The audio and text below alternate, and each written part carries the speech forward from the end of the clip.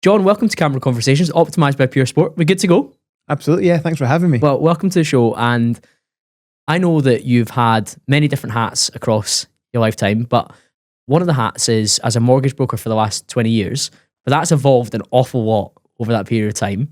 What's happened during that period? Are you sitting comfortably? Absolutely. Where do we even begin? Yeah, so as of next month, that's 20 years. 20 years in mortgage brokering. Absolutely wild to even think that's the case. Best way to kind of explain it, I went from being a mortgage broker, lowly self-employed mortgage broker. I always tell the story that when I finished my last professional rugby contract, I had about 2 or 3 weeks sitting about in the flat that I still had in Slateford in Edinburgh, sitting about in my pants, going, what am I going to do with myself? And I made the decision that, goodness, I'll follow my old man's footsteps and become a mortgage broker. And I literally drove to IKEA and bought a desk, put it into my little flat bedroom. And I said, right, here we go, let's start. And I realized, I better actually go get qualified. Without going into too much detail from there, but yeah, the story evolved to a point whereby eventually my brother followed me down from Aberdeen to Edinburgh. We set up a letting agency together with my father. We had this mortgage brokerage in Edinburgh, a mortgage brokerage in Aberdeen, a letting agency that was owned 3 ways, me, myself, my father and my brother, and which grew really far too fast. The letting agency just exploded, probably because the Aberdeen market was so strong at the time. And out of nowhere, we had these 3 businesses, one that became vatable within 11 months of running, and it was becoming like an HMRC's auditing dream. And I came up with this idea of how about we amalgamate all 3 businesses, put the family name above the door, and that's essentially where Cox Co was born. Roll on 11 and a half years, and we sit here now where Cox Co essentially is a business built upon 5 pillars. We are mortgage brokers, letting agents, estate agents, property investment specialists, and commercial finance brokers, all under the one roof. A true turnkey service, if you will, of property and finance gladiators based in the city centre of Edinburgh under the shadow of Edinburgh Castle. When you mentioned that pro rugby piece, not to break the wall too much with the listeners, but before we hit record, we were talking about how challenging that transition period can be, going from something that's been your identity for such a long period of time, sure. John the rugby player, Coxie the rugby player, yeah, towards entering what we would call almost civilian life as a mortgage broker, as a business owner, as an employee, whatever that looks like for somebody. How did you find that period? Awful, literally awful. And still today at 42 years old, I still struggle with it. Genuinely. I'm not just saying that. I retired from playing 7.5 years ago. I occasionally I'll play a wee over 35s game here and there just to scratch the itch. And there's not a week that goes by that I don't consider genuinely coming out of retirement to play for, I live in Peebles in the Borders, which is the 3rd division. And I occasionally go and watch their games and I think, I can do this still. And I want desperately until a good friend or my wife, Susan, will kind of talk me out of it and say, John, wise up, you do enough. But I've done a lot of talks in the past. I've been invited to a lot of solicitors and firms, accountancy firms, and asked me to come in and speak to, say, graduates. And for a number of years, I did this thing whereby it was success in sport and how that can transition into business. And the reason why I kind of stuck to that topic for so long was because I genuinely believe I had a wonderful rugby career.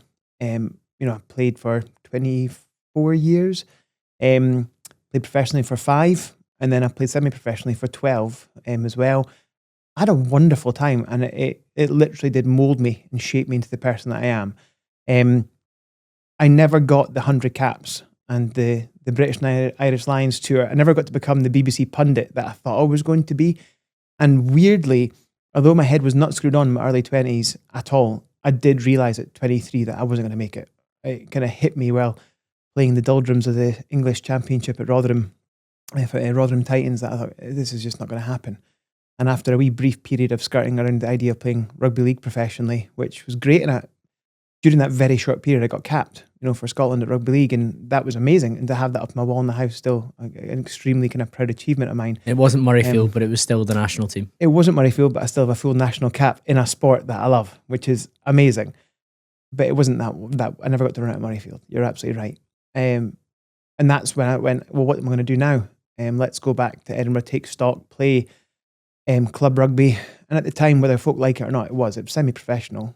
And the Premiership back then there was money floating about, and it was a really high level. And I got to play 12 years there, and finished that off about 8 years being club captain at Curry in the Premiership. I'd won a league. You could still scratch that itch, which is important. But I guess on the side of that, it being semi-professional allows you to build the other things, which we're going to talk a lot about today. Sure. During that period as well. It gave me best of both worlds. I got to play rugby at a really good level. I skirted around Edinburgh for majority of my time playing for Curry. I still went in a Six Nations cover, World Cup cover. I still went in for occasional sort of live scrum days on Mondays and stuff like that. I always kept my hand in with the guys down at Edinburgh, which was awesome. I'll never forget, we opened our first ever office in Polwarth with Cox Co. 11, 12 years ago, I think it was. And within a year of opening that office, I got offered a contract. I thought, you're joking. Timing's not working here. No, and I had to sit there and have a real thinking at the time. My partner at the time and I sat there and thought, what do I do? And I already knew there was just no chance in hell I was taking that contract. Business was flying. The mortgage game was really busy at the time. Our lettings book was on the up. And I thought, no, let's just stick with what I'm doing. And it was the best decision I made. That was the one moment where I probably in the last 20 years, I actually sat and goes, what am I going to do? Do I go back and chase the dream one last time? At about 25, 26 years old. And like I said, sitting here at 42, I'm so glad I never.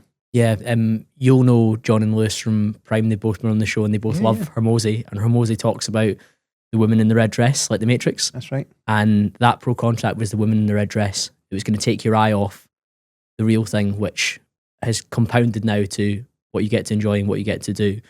And it might have felt gratifying or enjoyable at the time to pull on the pro boots again and give it another crack, and maybe you get into the Six Nations squad or an autumn test or whatever. But ultimately, it would have taken bandwidth away from the thing that you have the much longer time horizon for. Correct. It's exactly that. I could have went and done 1 year of that and then broke my leg. I could do 6 months of it, and then before that office had opened and the client bank I was building, the reputation that I was building was gone. And then what next? So to stick at it and graft. And by that point, my head was screwed on. And it happened at some point, sort of mid-20s, and I went, hold on, I'm good at this. I'm a good rugby player, not a great rugby player, but I'm a bloody excellent broker. And hold on, I'm really good at what I called at the time hustling. It wasn't. I was just very, very good at sales. I was really good at putting people together. I was really good at brokering. And that's when it slowly started to dawn on me that I'm not just a mortgage broker.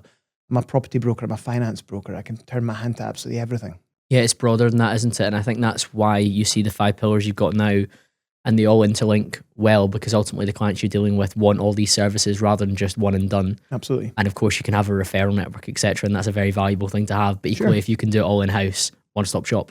Mm-hmm. That's exactly it. And I learned, I was probably 27, 28, I was invited into an extremely prominent estate agency office in Edinburgh. I won't name names today, but a director of a big firm that I had a lot of respect for at the time. And he sat me down and he said to me, John, how many properties do you think I've sold? And I've said, well, you've won all these awards, you've done all these great things, you've got all this staff out there, hundreds, thousands. And he went, I've never sold a property in my life. He goes, I'm a marketeer. I'm a fantastic marketeer. I just happen to own one of the biggest estate agencies in Scotland.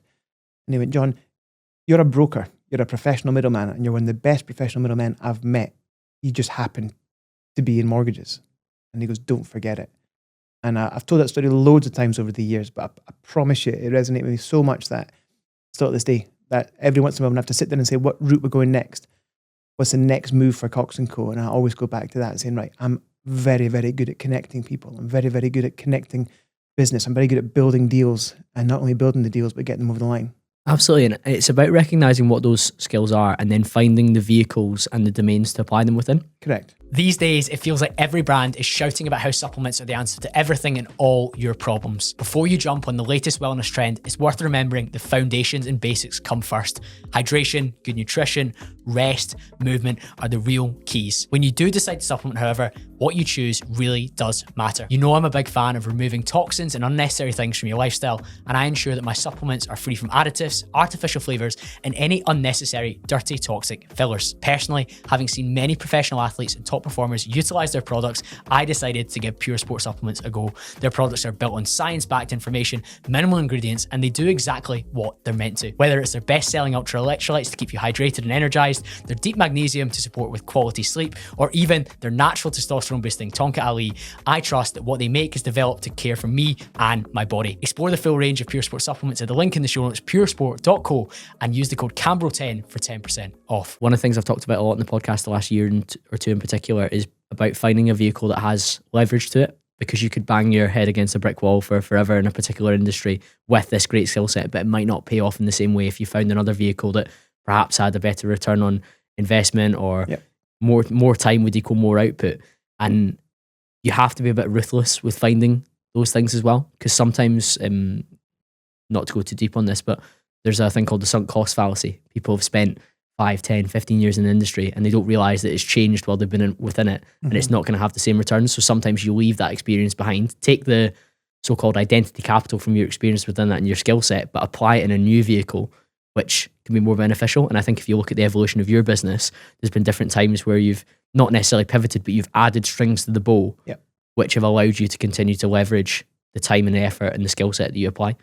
We look at it as, and it's up on the wall in the office. It's been there for, got to say 15 years. Adapt, evolve, overcome, thrive. Quite simple. We're really fluid. The team are constantly comfortable with how we adapt and how we evolve. Looking at the problems that we've got in front of us and making sure that not only we're fixing these problems, that we're actually finding the best ways forward to resolve them, make those things better. Constantly looking at ways to make our lives easier in the office. A real common sense mentality towards finance and property. Yeah, and I think it's recognizing that common sense is not common practice a lot of the time. So when you go and look at what your competitors are up to, you're thinking, oh, you've always done it that way, so that's how you're always going to do it. We're going to come in with a slightly revised approach, still within the lines of the regulation, but with something that maybe is more impactful for the clients at the back end. Agreed. When I honestly say this, I hope it doesn't come across arrogantly, but I don't look at my competitors. I've never looked at my competitors, because my competitors are always changing. Whether it be a letting agency, a mortgage brokerage, I got asked that question recently, who's your main competitors? And I said, well, right now, my biggest competitor is the mortgage lenders themselves, because they've cottoned on so well about product transfers and assisting their clients and trying to retain their own clients. So we've got a 40-odd year client bank that we rely on for these clients to come back to us to refinance with us, or product transfers for their mortgages. And lenders are now not just contacting them 6 months before, they're contacting them a year before the end of their current fixed rates and saying, we will literally change you onto this rate here 12 months early if you stay with us. I'm like, hold on, I introduced you to that client. So now I've got a big beam up on it. So I would say my two biggest competitors are lenders themselves. And as the game's changed and evolved, wealth management firms. And people go, why would a wealth management firm be your competitor? I said, because I'm in the business of property wealth management. And high net worth individuals across Scotland are my main clients that we're now looking after. So therefore, I want to work with the wealth management firms, but I also want to potentially compete with them. Yeah, that's right, and offer services that they can, but in a slightly different package. Exactly.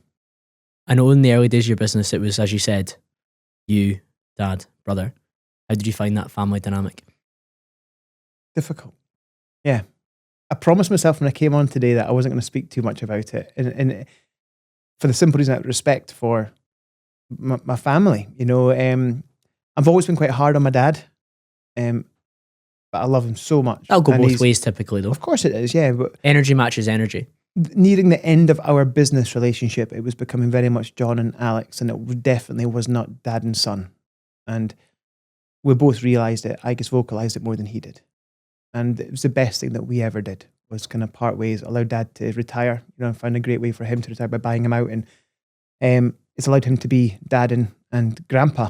And when you get that awesome back, it feels like a bonus again. And the best thing I've had in my adult life, is to get dad back and grandpa, and seeing him light up with my two kids has just been, like, honestly, without getting too emotional on it, it's been amazing to watch. Yeah, that's what it's all about, and I love hearing that from guests as well. And you and I have only recently got acquainted, but Cambro comes from my brother and I having a fitness Instagram back in like 2017, 2018 called Cambros.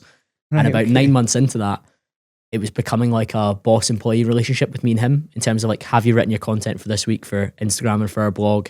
Have you taken the photos in the gym that we're going to post? Yeah. Have you filmed your workout? And we're best friends. We live together. We still have a flat together.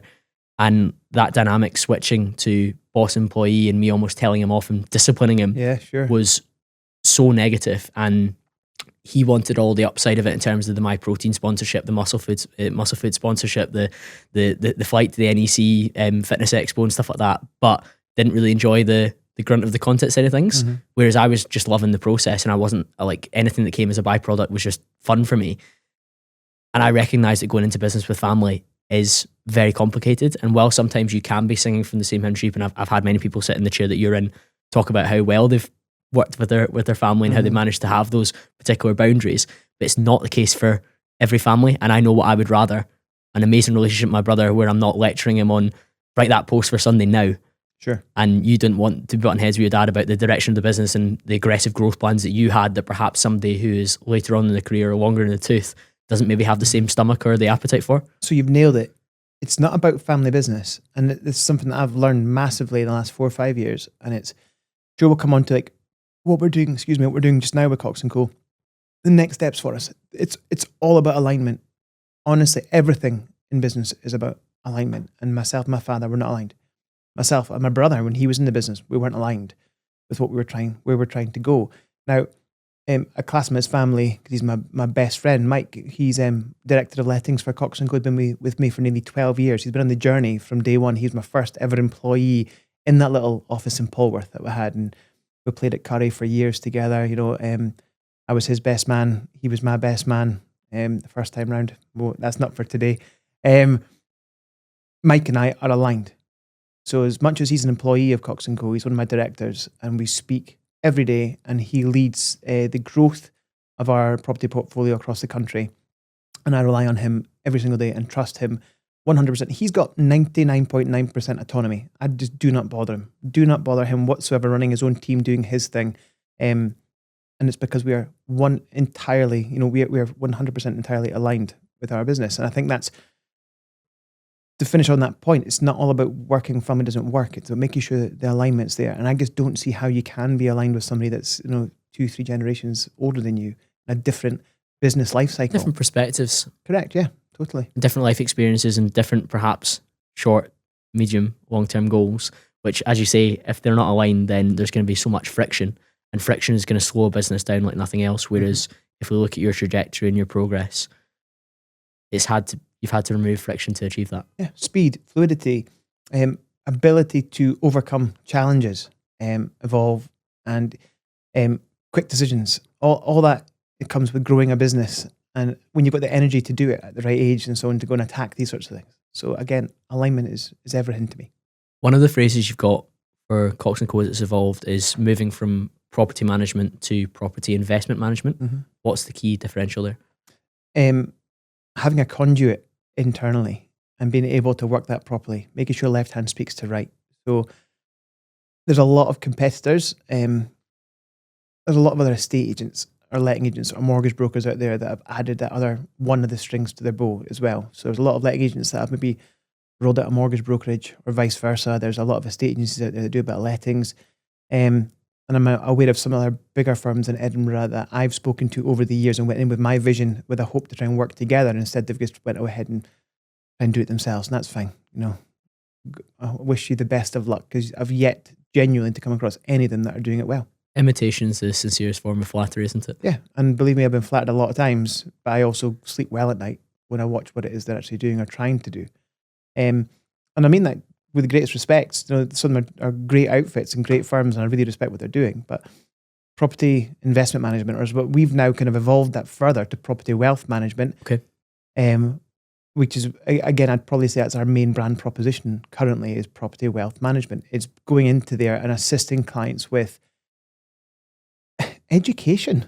Is a huge part of it, if I'm totally honest. It's, I honestly believe, and I keep getting shown, this fact keeps getting proven to me. Wealth managers, mortgage advisors, financial planners, we all fact find clients. So you go in and see someone to get a mortgage, they'll walk you through their fact find, a discovery call, whatever you want to call it. Most wealth managers or bank managers, financial planners will get to the page of property, and they'll ask the question, do you have any property? And they say yes, and they go tick, and then they Move on. Let's move on to pensions, because that's what I want to talk about. And when you speak to most high net worth individuals, they'll be able to rattle off immediately how much they earn, how much is in their pension pot, how much is in their stocks and shares ISA, how much is in crypto, how much is in this. And when you ask them, what have you got in terms of property? They go, well, I've got my house, or I've got a couple of flats. And you go, okay, great, tell me more about that. And you go, what do you want to know? Oh, what lending do you have on it? Oh, I would need to go look at that for you, John. Okay.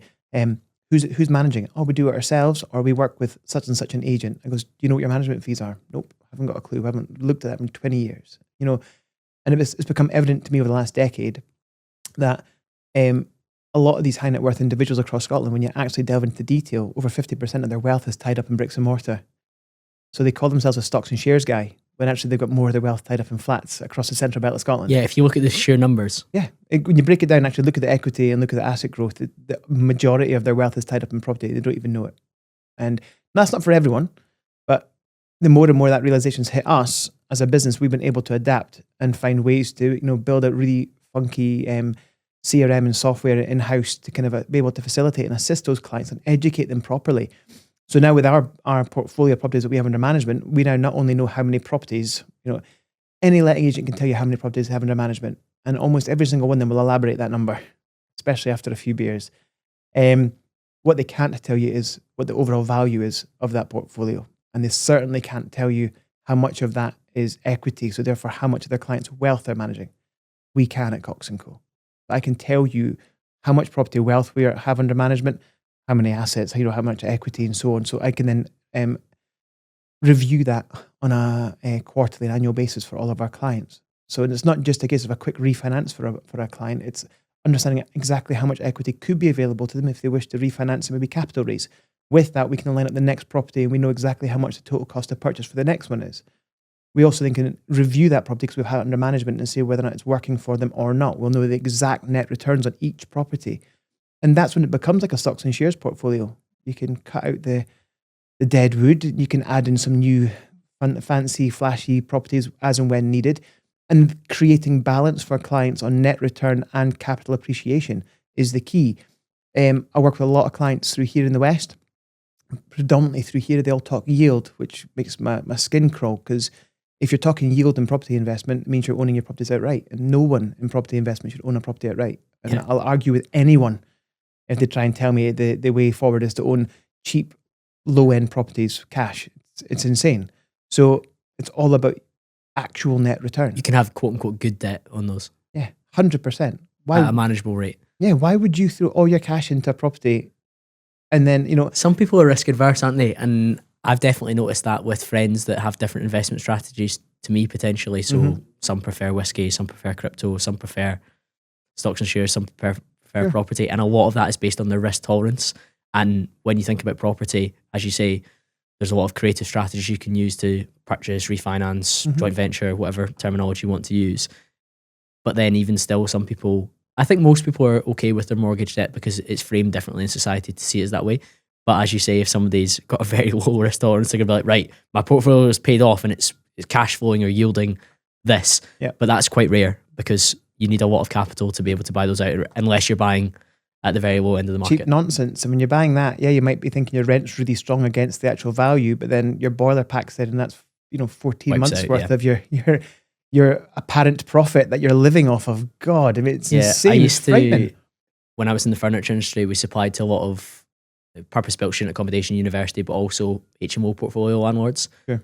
And those guys were doing really well. If you've got a 5-bed house in Smithdown in Liverpool or a 5-bed house in Battlefield in Manchester, kind of key student areas, they were very well protected against the likes of a small nuisance like even a bigger one like a roof, let alone a boiler. They were quite well protected across their portfolio. Whereas if they were, I don't know, a 1-bed flat above a chip shop, it's a very different proposition. Balance is the key. Do you want to turn your LinkedIn into a selling machine rather than a time sink? Well, that's exactly what I'm helping you do with my step-by-step guide that shows you exactly how I built my brand, generated inbound leads, and turned my network into paying clients. It covers everything on how to write your profile, post structure and templates you can use, as well as outbound messages to your ideal clients to book meetings with them. This is the exact framework that I've used myself and teach inside my coaching program, condensed into one short, actionable guide that you can implement straight away. You can grab your copy at the link in the show notes or DM me on Instagram Instagram or LinkedIn the word guide, and I'll send it straight to you. Two things I always talk about is structure and balance. How you've structured your portfolio, whether it be personal name, limited company, trust, whichever way around suits you based on your financial circumstances, and going at the correct financial advice around that. And then balance. So if you do like HMOs, that's great. Then maybe you should own a couple of wee 1 or 2 bedrooms within the portfolio as well. Maybe gives you that slightly higher net return. Your HMOs might, you might be sitting on that 15, 20 years for that capital appreciation play. Look, I'm a property guy, but not all my wealth is tied up in property. I'm not stupid. I'm not sitting here saying everyone should be buying property. Not at all. And some property investments are great for this client and they're terrible for this client. And it's finding ways to marry these things up. And that's why I say when exiting for certain clients is the right option, they then say, John, if I'm exiting on that through you, why are you selling it to another existing client of yours? I said, well, here's the actual figures. Different circumstances. Exactly. Structure and balance, and find the right times to enter and exit. It's all semantics, but you're not like mortgages. I don't even call it mortgages. You're investing in property. So it's about changing your mindset about how you invest in property. If you talk about, I own a few flats, or I've bought a couple of flats for investment, you're probably in the wrong game, or you're not speaking to the right company. Yeah, and I think it's all plugged there. Slip that in there. That terminology, stockbrokers for bricks and mortar, is a really interesting one. And as you've grown out your different services, that's how you positioned yourself. Was that always the plan? No, it's evolved into that. And look, we'll still look after that first time buyer that comes through the door in the morning. And I love that. I love hearing the door ring and then someone's leaving with that agreement in principle in their hand, they're about to get their first house. And that stuff still really gets becoming harder to do now as well. Yeah, massively, yeah. But again, I think the average age now is like 32, 33, which is staggering. Yeah. And it's and the most of the deposits are all coming from the bank of mum and dad, and now lenders are even needing even more from the mum and dad for assurances around those deposits and so on. We won't get into a full kind of advice process right now because I'll bore all the listeners. Yeah, this is the thing, is it? First time buyers, home movers, all that sort of good stuff. Great. I love seeing that sort of transactional business happening. That's great. We still do all that. Bread and butter. One-off landlords, they're really disappointed with X letting agent down the road and they hear that we're good and they come to us. Love that. Why not take on basic, simple business? But really where we come to the fore is this property wealth management piece. And it's been our powers combined, like Captain Planet back in the day, bringing everything together as one and being able to build that out for a client. And they know that we are their sole point of contact for everything for their property needs, and assisting buyers, sellers, renters, or investors locally, nationally, and globally now is just awesome to bring that all under the one roof. On both a personal level and a team level, what have you had to do in terms of skill set to be able to deliver across all those different channels? Sure. So we employ people based on whether or not they fit the team first and foremost. We've just taken on a property manager. I'm sure she might, if she listens to this, I'm sure she'll understand where I'm going with this. She made it completely evident to myself and again Mike, our lettings director, that she wants to get involved in property investment. But we require somebody in the property management team right now. She's got 10 years experience. She's an adult. She is fun. She gets her aura. She gets fits. So we've sat her down and said, come and join us and graft in the property management team for now, fill that void that we have there. And at some point in the future, we'll work to fit you into the business where you want to fit.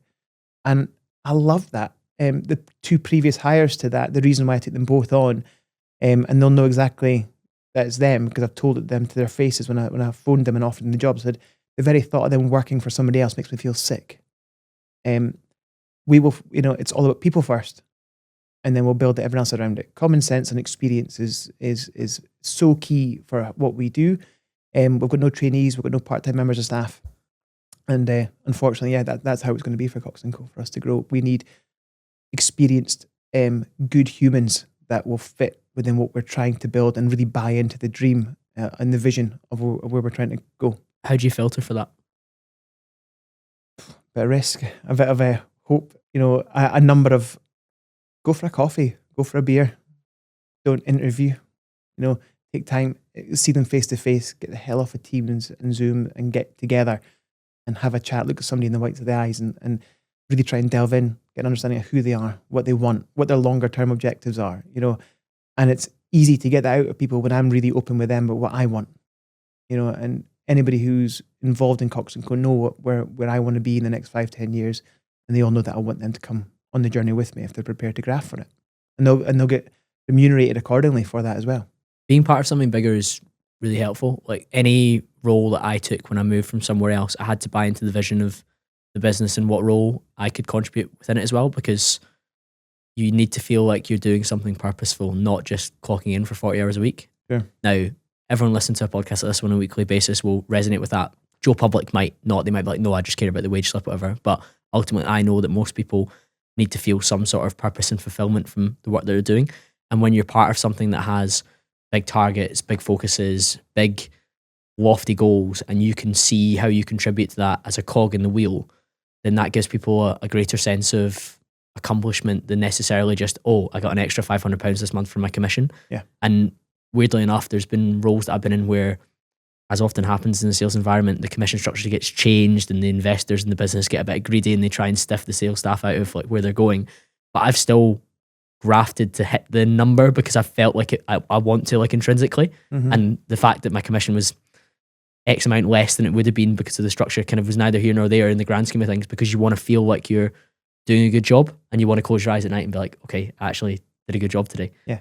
And the type of people that listen to a show like this one feel that way. So when you're hiring, you're almost filtering for that sort of personality type that wants to be part of something that's pushing forwards. Hugely. Look, we give everyone, 90-95% autonomy in the business, and autonomy provides empowerment. I want the team to come in and feel that they're part of something, that we're all pulling towards the same goals. We're all kind of, I always say I'm not the boss. Like I very rarely pull the MD card, very, very rarely, unless it's genuinely needed. I'm like the captain, I'm like not the coach, the captain. Means you're on the pitch with them every day. I say that analogy, yeah. Yeah, every single day. I'm there in the team with them all. I'm involved in all the deals. Like not involved. I'm overseeing from a distance. Like Would you call it aware? Aware, it's a great word. Yeah, I'm like There you go, I'm the all-seeing eye. Lord of the Rings reference. Oh yeah, Captain Planet, Lord of the Rings. This one for the older listeners. You know where I'm going.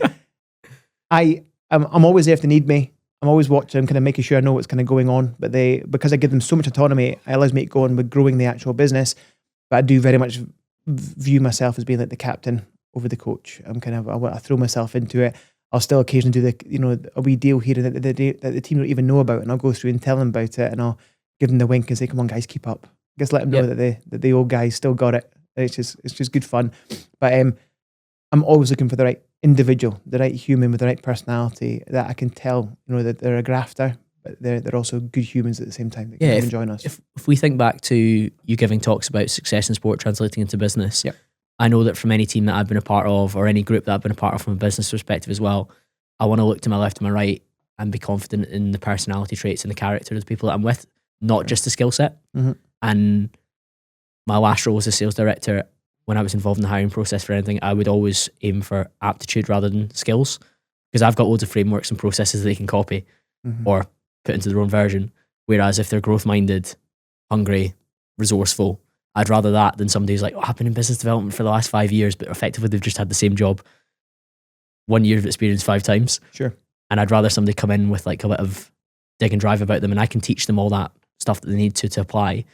But as long as they're resilient, they're willing to pick up the phone, they're willing to get coaching on how to run the discovery meeting versus, this is how I've always done it, or this is my fact find sheet that I cling to like a Bible. Yeah. I would much prefer that.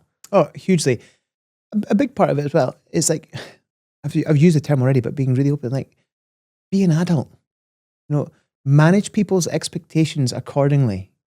Clear. Again, it's turned into like a business coaching chat, but in the 3 C's: clear, concise communication. We talk about it all the time. And when the guys do occasionally, when they fluster and they come to me with a problem, I very rarely kick off at them and say, "Oh, come on, go get that fixed." I'll take a second, step back, and go, right, and just kind of almost go quiet on them and just kind of sit and wait until they actually just take a second and compose themselves. And 9 times out of 10, they've got the answer.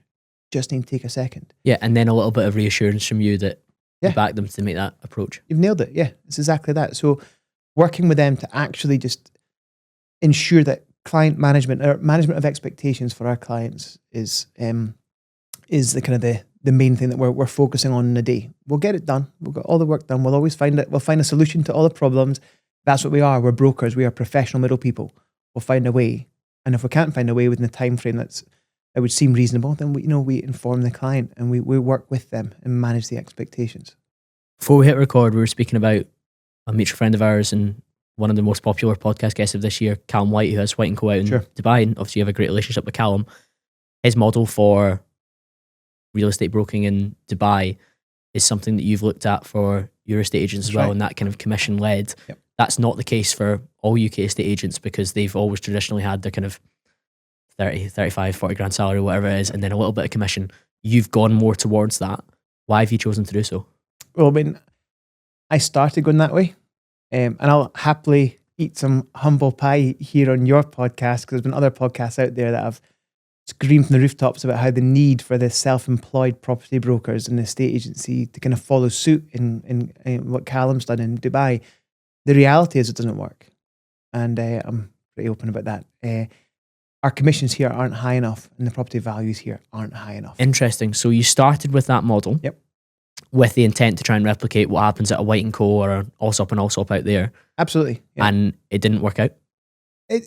It can work, but it doesn't work the level of scale that I thought I could try and create. Callum and I got a great relationship. I'm sure he wouldn't mind me saying that he's a client of Cox Co's as well, which is great. I think he said on the pod that he invests in Edinburgh property through you guys. Well, he's one of the biggest and best property professionals out there, and he knows that the best place to do it is obviously through the best brokerage there is, which is great. So that's a huge compliment to me that he works with me.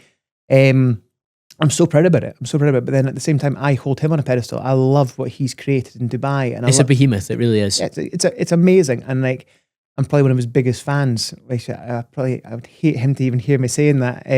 I am. Like I follow not just him, but a lot of his staff and his employees on LinkedIn and Instagram, TikTok. I follow loads of them because I guess I find it These guys fascinating. have really, really taken on the personal brand element seriously. Yeah, and I think it works so well in that market. And don't get me wrong. We've got a couple of mutual friends that I coach on the sales coaching side, and part of the module is around LinkedIn personal brand because it's such a powerful tool.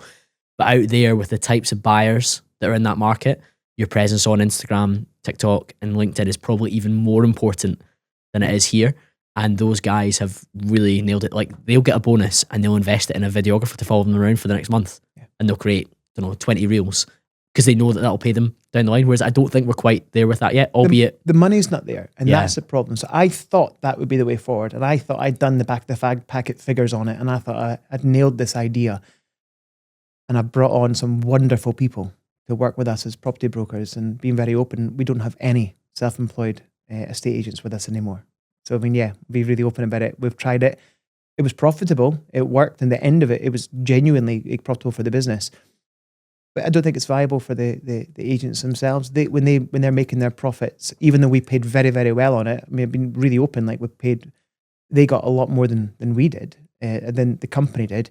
They don't have the money at the end of it to reinvest back into the videographer or the social media works. They were literally using it to live. primarily driven by property price here. Correct. Yeah. Okay.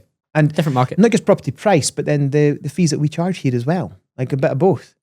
The cake is only so big, and it doesn't work. More leads, more meetings, more quotes, more proposals, and closing a higher percentage of those. That's exactly what it's time to unlock with my sales masterclass. I've distilled down over 15 years of sales experience across B2B and B2C into some actionable lessons which you can benefit from. Clients that I've worked with one-to-one over the last 6 to 18 months have had incredible results, and it's now time for me to share with you an easier way to work with me rather than on a one-to-one basis. To get involved, hit the link in the show notes or under this description wherever you're watching this to join today's waiting list, and there's even some free goodies in there for you while you wait for the course to go live. It's funny, one of my coaching clients is a property sourcer, and he was sourcing something in the northeast, and his fee was reasonable, but he was joking that if he was doing this in another market, that fee would have been much higher. I wonder if that's like almost traditional Scottish tightness to some extent. Oh, but it's not even that. You got to remember there's all the costs on top. Yeah. And I mean, Rightmove is just killing the market. It's disgusting. I mean, I'll be really open about it. And I'm having another meeting with my relationship manager from Rightmove next week. I think people don't understand. Just I've got a coaching client who's an account manager for Rightmove as well. It's maybe the same person. We'll speak about this afterwards. I'll put in a good word for you, John. I cannot believe, because they've got such a huge part of the market, just how much they think it's acceptable to charge estate agents. It's shocking, literally shocking. And a lot of consumers, clients, customers, they don't understand that. They don't realize that once you actually pay all the costs out for that, your CRM, office, social media, everything, all the little glitz and glam, there's absolutely no way in the Scottish market, with the fees that we charge, the value or the property prices themselves, you can't become a selling Sunset. It's impossible. You can't become selling Scotland. It's that glitz and glam's never going to happen with the market the way it is. And I thought I'd be the guy that could change it. And I did 2 years of it and went, we did a pretty good job of it, but I'd rather go back to the traditional estate agency for that pillar in the business for the time being, until such times as, one, we're not getting bent over as badly as we do. Two, we've got a little while of that left. Just wait till Rachel does her next budget. Well, yeah, Rachel in accounts. We'll talk about her soon, I'm sure. But until we can actually be brave enough to actually start charging the fees that we deserve as well. Cox Co is not the cheapest for any of our pillars, but we are one of the best. I know we are. I know we are one of the best out there. Do I think we should charge more? Yeah. Do I think my team would have heart attacks if I told them that to bring it up to the level that I think we deserve? Yeah, I wouldn't be so silly to do that either. But I do think everyone across the market, both in finance, as in mortgages, estate agency and lettings, all of us, we should all be brave, come together and increase our fees. One of your mantras is around adders, subtractors and multipliers. Yeah. What do you mean by that? I love it. I'm so chuffed you brought this up. I promise to do my research, John. Yeah. Well, no, honestly, it's great. I was actually at a networking event last night for another podcast that I was on when I spoke about that. And they opened the night with a clip of me from that podcast with that exact... Was it the Edinburgh one for Scottish property? That's right. It was Edinburgh Business Stories. I'll get sorry. Alan. Yeah, Alan, great guy. And he opened the night last night for the Edinburgh Business Stories alumni. We had a drink, so everybody's been on the podcast. And he opened it with that exact part of the video, because we talking about adders, subtractors. So I genuinely, and we all have these friends, okay? So your friendship group are adders. Very few people you class as a friend if they're going to subtract from you. I just believe that, your buddies, when someone walks in the room, they add to your life. But we all know those subtractors in your life as well, the ones who come in and they're quite negative or they're a bit down on themselves all the time. And it's hard work to be around them. And then unfortunately, everyone knows some kind of divider, that person that just sucks the life out of you. I made that joke, like Dementors. That's another movie. Another movie to discuss. Dementors come in the room, you suck the life out of the room. One of my friends calls them mood hoovers. Yeah.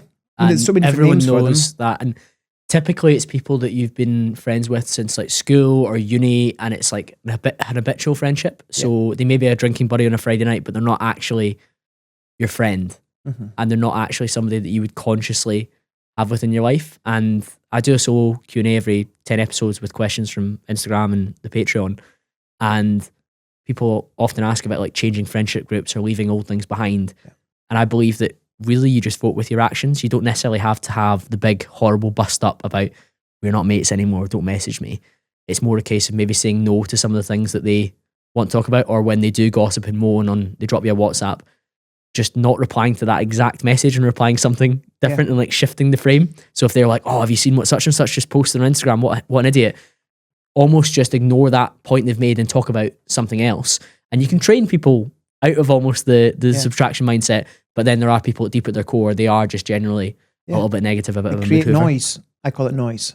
And I live a no noise lifestyle. That's something that I made a huge change in my business life about a decade ago. And then when myself and my wife Susan got together, that was probably one of the biggest changes in my life. Was I set to go down the route of a no noise lifestyle. And I genuinely do look at things as are the people in my life adding to my life. And if they're subtracting, let's try and fix that. If they're dividing, they're getting cut out. It's quite simple. If there are dividers in my life, well, there's no dividers in my life right now. There's none. Some subtractors, and you work with people because everyone goes through different phases and stages in their life, right. And you've got to understand that. I'm not some awful human that just cuts people out here or there, everywhere. But every time I get a chance, it's not like that whatsoever. But it's either working with those subtractors or finding the right time to spend time with them in the hope that they come back into the adding. the big ones, the multipliers. It's when someone walks into the room, we've all got them, the friend, the colleague, the business person, and they walk in the room and it just lights up the place. And you know, I've got a few of them in my life, proper multipliers that when I see them, I just want to be around them. In all honesty, I want to be a multiplier. Yeah, I want my business to be multipliers. There's things you do with West End Wine Club, which we'll definitely speak about, that enable you to be that multiplier. You're the connector, like you spoke about naturally, you like to do, but you formalize that process to do that as well. And I know that a lot of my value and benefit to my friendship group and my acquaintances comes from me being able to connect them with either previous guests in the podcast or people that listen to the podcast that are like a bit of a high flyer, or people that I just know through LinkedIn or whatever. And that's a really great skill to have, and it feels genuinely good because you're doing good for good's sake. Yeah. And that multiplying piece, it lets you close your eyes at night and feel like you've contributed to not just yourself, but you've been the rising tide for all ships. Breeds multiplication, which is a weird thing to say. But it does, yeah. I love making people feel good around me. I love telling jokes and messing about. I was getting laughed at by a few pals yesterday because they found out we had a dinner party at the weekend there, and I ended up juggling and doing some bar tricks in the kitchen of my house with the 4 other couples last weekend. And I was telling this story. They're like, "Of course you were, John. Of course you were bloody juggling in your 40s in your kitchen." I was like, "Yeah, well, I had a few margaritas by that point." Yeah. But yeah, I love hosting. I love having fun. I like having good people around me, and that isn't just in my personal life, but that's in my business. I can honestly sit here and tell you that everybody in Cox Co is a multiplier. There's not one person in there that would even go anywhere near the negatives. I've got a wonderful team of multipliers. Talk to me about West End Wine Club then. You formalised that skill that you've got of connecting people, and you now have that vehicle to deliver it through. Sure. West End Wine Club started off as... Can I swear on this podcast? Of course you can. I'll make sure I guess just some light swear words. So it was a group of 5 or 6 banker wankers. We were all, back in the day, pre-COVID, we would all wear 3-piece suits and walk about George Street doing our thing. And we would get together in a bank, different sort of private banks, boardrooms, and we would stand there on a last Thursday of every quarter and drink lots of wine and a wee bit of quaffing and chit chat. And it was great fun. It was really good fun. You know, business was good. We were all doing a lot of business amongst ourselves. And then I kind of, as usual, said, right, well, let's start inviting a pal here or there. Let's start inviting somebody else into this little network we're building. And in real, you know, the guys wouldn't mind me saying it. I don't think they quite seen that already. There was a vision there. I was like, this is really good fun. We're getting together every sort of few months. We're drinking really nice wine. We're learning about wine. We've got our hands on like a sommelier that would come in and provide the wine. It was really good. I said, let's start bringing a friend. So then start bringing a pal. And I said, let's bring 2 friends, bring a few friends. How about we, you know, let's move from the boardroom into one of the sort of event spaces and let's try and get us all together. And the difference was they were all employed and I was self-employed. And I wanted to build a network. They didn't need that network because they were from banks or wealth management firms and I was there trying to build my book. As always, I kind of helped myself. That's what I wanted. So therefore I said to the guys, look, I'm going to start inviting 5 or 6. You guys start doing the same. And it became really evident within about 2 years that as much as we're having the best time, some of these guys are still my best friends, like properly best friends out with work. We would turn up on the night and they'd have one person with them. It's the same person they've invited every time. And I'd have 10 to 20 people turning up that were my invites. And one Christmas I said, guys, we went for lunch and I said, this is fun, but I've already kind of branded it because I can't help myself. I've given it a name. I'm now inviting the most people. You guys aren't really bringing anyone to the table. And I feel like I want to formalize this and turn it into, I just have a sense that Edinburgh was screaming for some sort of properly good networking event for people in business and not just us wanker banker types, but actually it's opened us up to all industries and bring lots of really fun and exciting people into the room. And there was a little bit of that, okay, it'll never work. And that was just enough to spur me on and say, okay, great. Well, in a year's time, I'm going to have 100 people in a room, all paying via Eventbrite or sorts, and I'm going to show you. And 11 months later, I had 102 tickets sold, hosting in the Rolls-Royce showroom in Edinburgh with people of all different walks of life and industries. And we ran, that was the night it hit me. I went, yeah, West End Wine Club has arrived. And now we sell out on almost every occasion, last Thursday of every quarter in Edinburgh. And with that, now it's built into something even bigger. West End Wine Club is just one of their iterations. So because as usual, I keep using that term, I can't help myself, but just take and elevate. It's all about Momentum's a elevating. hell of a drug. We've turned it into an events company, West End Social Club. And West End Social now has a number of iterations. Because you ran the collab with Prime in their office in Glasgow. Yeah, we've done West End Wine Club does Prime. That was good fun. That was a good night. And I'd like to start doing more through West, but for now, everything's kind of based within Edinburgh itself. Probably, again, selfishly, it's easy for me to run this on top of everything else that I do in life. And living in the borders down in Peebles, I've still got an hour commute every single day. If I'm going to get onto those wines, it's quite hard getting back down there on a Thursday evening, let's just say, without a pricey taxi. But now we've now got West End Golf Club. We're launched West End Burns Club, so we're bringing corporate Burns suppers back January. to Edinburgh in January. So we've still got tickets available on Eventbrite. I guess to throw out there, Link in West End bio. Burns Club. We've got West End. What have we got next year? We've got West End Wine Club, Golf Club, Burns Club, West End Rugby Club. So Edinburgh Rugby have come on board with a collaboration in February. We've got 100 tickets for one of the games in February. That'll be launching that next month, which will essentially be a wine tasting, food tasting pre one of the games, which would be quite good fun. And then in September, we're launching West End Supper Club. So we've got some chefs on board, and we're going to launch similar sort of to West End Wine Club, but doing it around food, so for foodies. Do you think these events are more popular post the C-19 lockdown period? Because I think we were still starved of connection. And I think nowadays everyone's permanently online, and you and I had an initial Teams meeting to chat because it was convenient, but we always knew we were going to do this in person. Sure. Having those in-person events that we can gravitate towards and meet real people is a bit of a change of pace from this kind of permanently online laptop lifestyle that many of us lead. I would totally agree. I think the people that come along is because I think it's grown through recommendation and referral. So it's grown because people have come along and had a really good night and said, this is fantastic, and there's nothing else like this in Edinburgh just now. Come along. And that's what I mean. We've got everybody from all different walks of life, ages and stages of industries, which is what excites me the most. You know, we've got business owners. Guys, we actually had a bank owner, an owner of a bank at one of the events last year, not just a bank manager. That was really cool. But I remember turning around and seeing him standing chatting to a trainee from an accounts firm. Like completely two different walks of life and ages and stages of business. I mean, wow. And like I was like, that's so amazing to watch and to be a part of that and connecting, watching business actually getting done. Not there and then, but it's the connections after. So to go back to your point, I think people have been craving it. It's craving some sort of networking event that actually works, getting away from the BNIs and all other sort of nonsense. And look, let's be honest, adding the other little perks, the food or the drink or the event, adding something to elevate it rather than just being a networking event. That's the key. And typical within Scottish mentality, as soon as you bring booze involved into it, it's amazing what a difference it's changed these evenings. There's the amount of business that gets done post wine clubs is phenomenal. I myself have done really well through it, but I do get massive amount of satisfaction when I get a message on WhatsApp or a LinkedIn message saying, John, off the back of Wine Club last month, I've now done X amount of business, or I've met this person, or I've met that person. It really does fill me with loads of joy.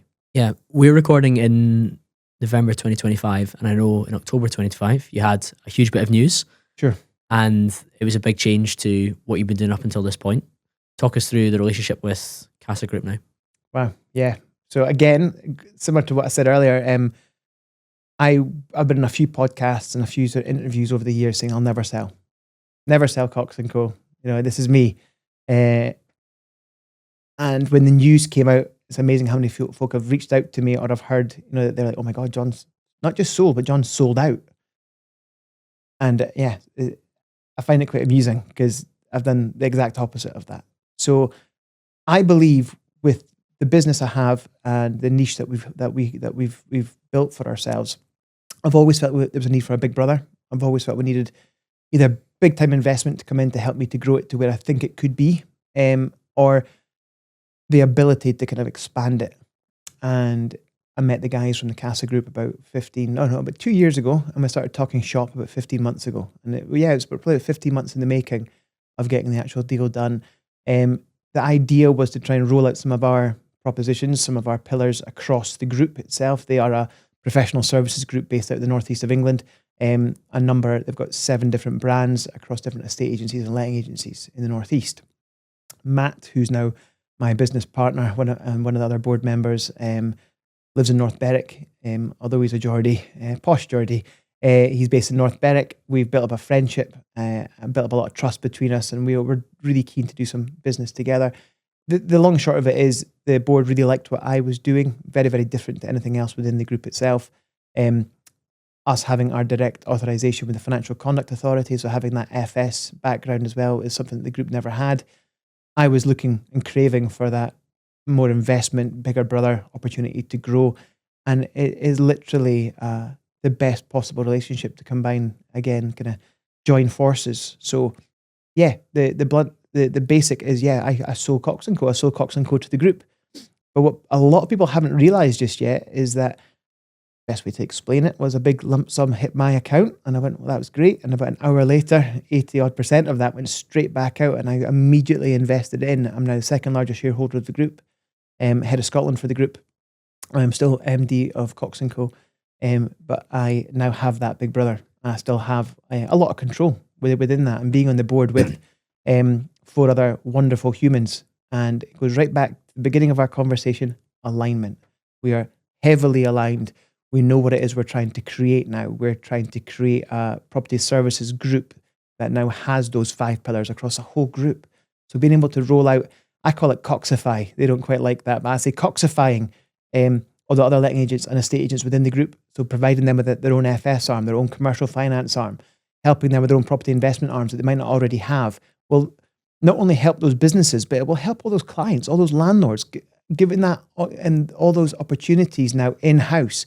And really creating the vision that I've had for so many years at Cox Co across the UK now is what the aim is, while also now having the investment backing for us to grow through acquisition through Scotland. Yeah. Over the last 5 years, I've sat down with over 330 guests on camera conversations, from athletes to entrepreneurs, scientists and thinkers, all trying to answer the same question: how do we live, perform, and generally be better? I've distilled down everything that I've learned from that 5-year period into a brand new guide, 20 lessons from camera conversations covering mindset, money, performance, and meaning.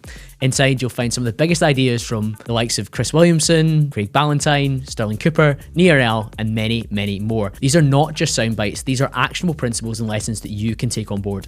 Whether you want to level up your mindset, your business, or your health, this guide gives you the shortcuts to do just that. You can hit the link in the show notes today to download it for free, or DM me on Instagram or LinkedIn, the word lessons, to get involved. Acquisition is something that we're seeing a lot of, particularly in your space. The Woman Group have bought up here, DJ Alexander, Tay Letting, they bought down south, Brand Vaughan, Thornley Grove. They're really aggressively acquiring. Yep. Is that the sort of model that you want to go after as well in terms of that aggressive acquisition? No. Okay. I Different want approach. to be everyone's alternative to Lomond. I mean that. Everyone's alternative to Lomond. You know, you've mentioned them first, so I can speak about it now. I don't think they've done a very good job of it. I think most people in the industry would agree with that. We want to acquire other quality SMEs. And it's important to probably explain it from my perspective, and I hope that any of our listeners who might be in a similar sort of situation as me can resonate. Cox & Co's got £1.5 million turnover, but I was still buying the toilet roll. I carried all the risk. I carried all the stress. Everybody else got paid first. There's a constant chase to try and build the business. Market volatility was on me.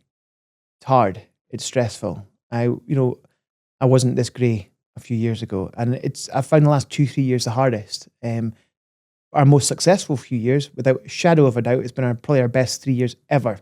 And I've loved every minute of it, but Susan, my wife, hasn't. Haven't been around as much.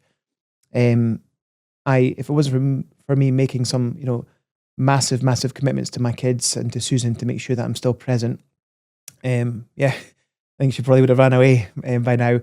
But with that, it's taken its toll on me. So I give a lot to the business, to Susan, to the kids, and to charities. I'm on the board of a charity. I work on fundraising another charity, and obviously I run the West End Social Club and all its iterations because I love it. I'm not complaining. I love what I do, and I love taking all these sort of things. I'm one of these sort of high functioning individuals that I need lots and lots and lots to do at any minute. Yeah, and you recognise that there's a level of self-awareness there. Of course, I'm fully aware of it, but I need these things for me to be at my best. the one part that was really grating on me and making me tired and stressing me out was running a business on my own, being an SME owner. Having this big brother, having the CASA Group behind me now has taken a lot of that stress and pressure off. I've now got another wonderful group of board members that we're all aligned, and we're now on the journey together. And wow, God, it feels good to finally have people that I'm aligned with that I can lean on and take some of that pressure off. And now we're on a journey. And I honestly, as I say, I want to be everyone in the property industry's alternative to Lomond, because I want to give that home to others that are in the same situation. I'm not going to go in and pilfer them and rape and pillage their businesses and put the Cox Co name above the door. It's not about that. It's about having the opportunity now to join a group of other property professionals and build something that the industry really needs. We all need to take far more accountability in terms of how we are managing and servicing our clients. Property itself across the country needs far more stringent regulation, standards and regulation. I've been tied to the FCA now for 20 years as a directly authorised mortgage broker, and believe it me or not, like I love red tape. I think the property industry needs that. We need a governing body that's actually going to take it, by the scruff of the neck and actually get rid of some of the cowboys and some of the people who are doing it really badly. And I think if we can be the gold standard property services group and provide a good quality home or a big brother to lots of other letting agents out there, and kind of roll out the standards that we have across them and make them better businesses, and hopefully the directors or owners of those businesses join us and be part of that journey. That's my hope, not to go in and just buy up everybody we can. So in the hope that some PE money comes along and buys the whole thing for later. So yeah, I've taken a risk. I've sold Cox Co. and I've put 80% of it back in. And that's my life savings. That's my investment. I'm all in. That's it. I've invested back into the CASA Group because I strongly believe that not only are we going to build something that's really bloody exciting, we're going to make some change in the industry, in the market. And I really, really hope that others see what it is I'm trying to do and contact me and follow suit. Come and join us. Great. You mentioned there about the personal toll the last 2 to 3 years. What does that look like and how do you manage that? I probably managed it quite badly, but internally, I believe I'm a big believer the body keeps score though. Yeah. So we were speaking before we hit record. You listened to episode 330 where I was talking about me going into self-employment and some of the things going sideways in my last employer that was out with my control, unfortunately. But how you respond to that really matters. And while I haven't felt high stress, I've had a few different breakouts under my eyes and under my eyes that I'm not used to. My skin's always really, really, really good. Use Adam's product, no tox. And the body keeps score even if you don't recognize it. And like you, I believe that the broadest shoulders carry the heaviest burden, and we're built to do so. And I like doing so. But sometimes there's little telltale signs that there's stuff underneath the surface that you can't keep going like this forever. Yeah. And on a personal basis, I knew there was a couple of things I needed to pull back on to make sure that my skin could recover a little bit. I could start not necessarily feeling better because I felt fine, but there were telltale signs that won't last if you keep pushing the envelope at the same pace that you're doing. Mm-hmm. Where to begin? I mean, my mental health is strong. I certainly don't have any mental health issues off the back of it. I know for a fact that I don't. Capacity is probably the best way to start on this part of the conversation. You'll never ever hear me say to you that I don't have time for something. I'm really open and honest, and that goes along the adder subtractors thing and the change in my lifestyle and mentality in the last 7-8 years. I'll always tell you, I don't have capacity for this or capacity for that. The things that I haven't had capacity for in the last few years during these sort of stressful growth period has probably been looking after myself physically. I'm mentally stronger than I ever have been in my life right now. I feel great. Physically, I'm the weakest I've ever been. I've got like proper dad bod. I'm probably 6 kilos heavier than where I would want to be today. Clothes probably don't fit quite as well as I would like them to be in November 2025. As I said, I'm a lover of alcohol. I run a wine club. I'm a tequila collector. I'm a big whiskey fan, and I'm a beer geek. I go to beer festivals with friends all year round, and I am that guy that'll sit and drink these imperial ales at 14, 15% and almost take notes on them about how great they are and stuff. I love it. It's a big passion of mine is alcohol. I'll probably drink a bit too much. And I love myself and my wife are self-confessed foodies. So we host a lot. We cook a lot of really good food. I've got not some big lavish lifestyle. We don't go traveling the world or anything like that. I've got 2 young kids, for God's sake. It's none of that. But yeah, we eat well and I drink well. And the one area in my life that has dropped is training and physically probably looking after myself the way I used to. And my hope now is joining the group is that I'm actually going to start getting that time back. And I'm 2-3 weeks back into a fitness regime and it feels amazing. Yeah. On 3 weeks in, I'm already feeling better. One of the biggest contributions that a creator called Andrew Huberman has made is that he talks about how the mind follows the body. And if you're talking about how sharp and fit and strong you are mentally just now, I'm quite excited if you can get the body in alignment with that. I think it'll feed the machine as well. And I've had a guest on twice. There's a neuroscientist called TJ Power. He's got a book called The Dose Effect, which is dopamine, oxytocin, serotonin, and endorphins. Sure. And he has so many practical ways of how we can boost these hormones. So while you're feeling mentally great, I think you're going to feel even better. Oh, if you see what you're we've done training, already. you're walking. Watch me. Wait and see what we're doing in a year's time. If I can get that balance right, and if I can get the capacities right, just wait and see what we're doing by then. Because I know it. Timing's everything, and I think we going through this acquisition, as I call it, deal fatigue. 50 months in the making, and the last sort of 6 months have been sometimes awful. I've been in my boots. I've been a shadow of myself. And then, example being the last West End Wine Club was the Thursday night of it was 26th of September, and the deal completed the next day. And what people don't know is on stage that night, running West End Wine Club, and in between interludes, I was running outside. I was on the phone shouting at my solicitor that night, and I was on the phone till 2 a.m. And then we completed the next day. There was a few people on the night that I knew quite well, and they kept looking at me going, "Are you okay?" And they could tell. And I was at breaking point. That's probably the worst I've been end of September there. And now this 6-7 weeks have been a bit of a recalibration phase, and it's allowing me now to take stock.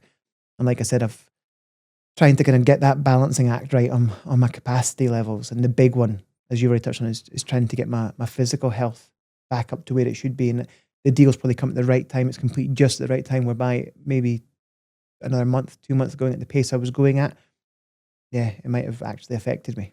Yeah, that's right. You mentioned about the commute from Peebles to Edinburgh daily basis. That's a lot of time. And interestingly, there's a study that shows that the longer your commute is, the lower your happiness typically is, as a general rule of thumb.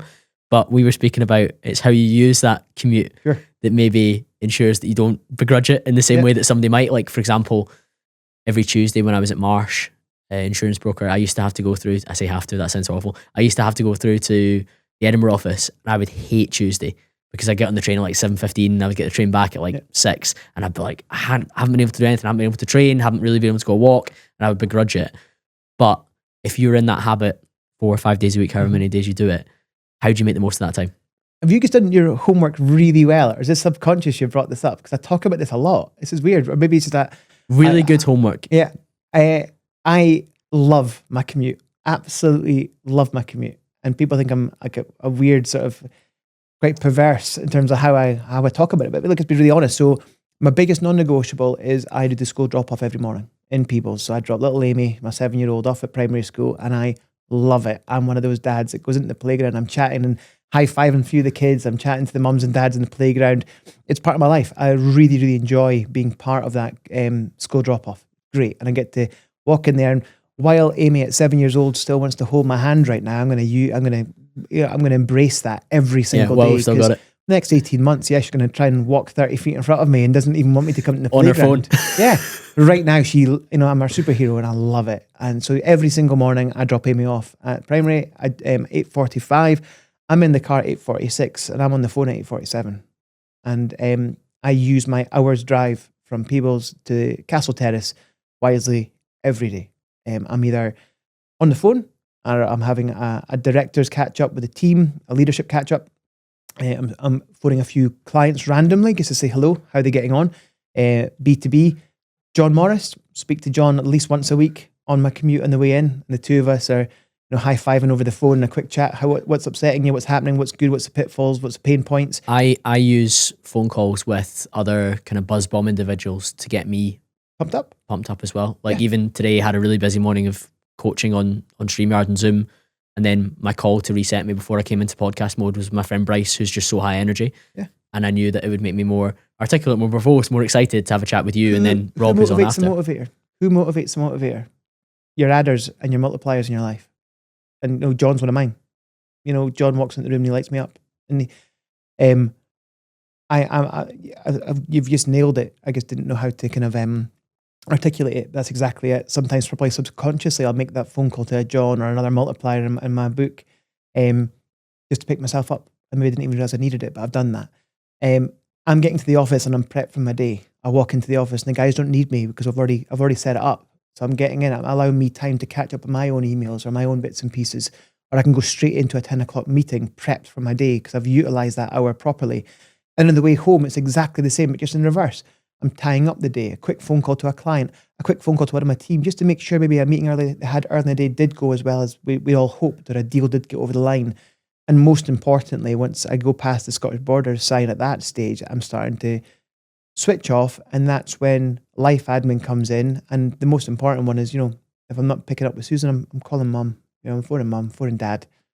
I'm phoning some of my best pals. Just check-ins with a couple of guys here and there. Jake is a really good friend of mine. Jake lives in America. He lives in Florida. He's a client. He bought a couple of properties through Cox Co. Found us on a really well worded blog piece about buying property in Scotland as a US citizen. And all these years later, he's one of my best friends. And doesn't a week go by that we don't have a quick call on my commute home, or You'll be getting up. Oh, he's having his lunch, yeah, and we'll have a quick call, usually Thursday or Friday, and pick each other up. How's work? How's family? How's this? I like to pull into Peebles, which is already this beautiful little touristy town. Every time you drive down the high street, someone's eating fish and chips or having an ice cream. It doesn't matter, pissing with rain, they're standing there doing it. I love that kind of feeling in the town. But when I get back to Peebles, I'm in dad mode, I'm in John mode, I'm back in It's there. about boundaries. Hugely. And having that, utilizing that time properly on the way home is important. You'll never find me listening to Spotify or in between these calls or life admin, business admin. It's podcasts. It's how I found you. Goodness knows how long ago before we even connected. It's I love podcasts. I love listening to good quality content. So I'm either speaking to people, getting deals done, educating myself, or just kind of good quality life admin. I got a few angry messages after I do a birthday reflections podcast every year, and I can't remember what year it was. Let's say it was 13 Thoughts at 31. And I said, if you're still listening to the radio, you're not going to make it, bro. And I actually mean that, because not only do you not get to pick your own music, you get fed whatever they're feeding you from the charts. Yeah. And then you listen to the ramble about whatever is the events today on fucking Celebrity Big Brother or I'm a Celebrity, Get Me Out of Here, some bullshit. Instead, you can pick a podcast with anyone you want. So on my show, you can pick one with a Scottish entrepreneur like yourself, or maybe some of the bigger guys I've had on, like a Daniel Priestley or a Roy Sutherland, whoever it is, right? And you get that for free. Like, why on earth would we not use our time more wisely? And I'm a big believer you are what you consume. So yeah, the phone calls are amazing, the energy is amazing, but when we do have that time between the calls, let's pick something that's going to feed the machine. Totally. Maybe give you a new idea for the business, maybe give you a new idea for your health and your wellness, maybe give you a new idea for your relationships and your friendships.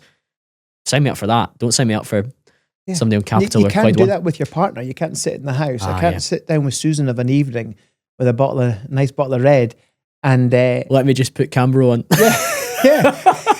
Maybe I'm the cause of a lot of divorces. Bloody weirdo. You just can't do that. You need that time, to be together and do your own thing. And whether that is deep, meaningful conversation, some bedroom time, whether it just be sitting watching I'm a Celebrity or some nonsense in the telly. Everyone would need all these different things. Regulation, that's right. Yeah. So, and it's picking at the right time, as you say, when you're with your wife relaxing, that's when it's there. To listen to podcasts is either when I'm walking Glenn, my dog, or I'm in the car. That's it. One of my final questions for you, John, before I ask people where they can find you, is so much has changed over the last few years. Obviously, the huge news in October being one of the key milestones. Yep. What would success look like by 2030, so in 5 years' time? So the plan is I'm really excited. We've got no clear targets as a group as to where we want to be. There's been talk of us, do we list in 5 years' time? I think we will be big enough at that point. I want to make serious change in the property industry, not just in Scotland, but across the northeast of England and moving into Yorkshire and so on. I really do believe that what we have at Cox Co is a serious niche, and being able to roll that out across the group is something that's going to change the game. And my hope is in the next 5 years is to realise that. And I can't wait to see where that is. From a family and me personally perspective, I really want to get back to try and find what is the best of John Cox? Where could I be physically? I'm not talking six packs. I'm my next prop, for God's sake. I'm just talking physically, get myself back to peak. And as we spoke about, what I can then deliver at that point when I'm feeling at my very, very best physically and mentally. I suppose, what do I see in 5 years' time? Success in the group, success in Cox Co, success in my personal life with my family. And if my hope is that I haven't bitten off more than I can chew by that point, from a charity angle or West End iterations, probably kind of rein myself in a little bit. Yeah, amazing. Well, I think they're all noble goals, and I think you're pushing in the right direction with all your might and all your energy. No, listen, thank you so much. I really, really, really enjoyed the conversation. It's been great to have you on, John. Where should the listeners head towards to continue the conversation with you? So LinkedIn is probably in the area that is the easiest way to get hold of me. I keep the rest of my social media private for now, because again, boundaries. I keep getting told to change that on Instagram or Facebook or wherever else, but for now, LinkedIn, I'm on there all the time. Always some good video content coming out. Feel free to connect with me. And I look forward to some interesting conversations with others as well. Yeah, amazing. That'll be linked in the show notes. Thank you, John. And thank you to the listener. I'll be back to speak to you again very, very soon.